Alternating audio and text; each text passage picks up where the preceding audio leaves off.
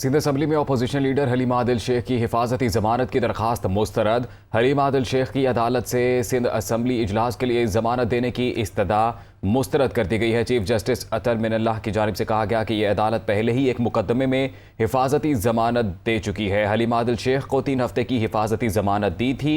ये अदालत Sindh high court के दायरा इख्तियार में नहीं जा सकती। सिंध असम्बली में अपोजिशन लीडर हलीमा आदिल शेख की हिफाजती जमानत की दरख्वास्त मुस्तरद। हलीमा आदिल शेख की अदालत से सिंध असम्बली इजलास के लिए जमानत देने की इस्तदा मुस्तरद कर दी गई।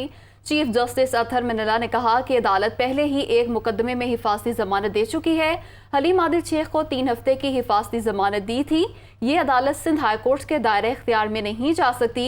चीफ जस्टिस अतर मिनल्लाह की जानिब से ये कहा गया, जबकि हिफाजती जमानत की दरख्वास्त मुस्तरद कर दी गई है। हलीमा आदिल शेख की अदालत से सिंध असम्बली इजलास के लिए जमानत देने की इस्तदा मुस्तरद।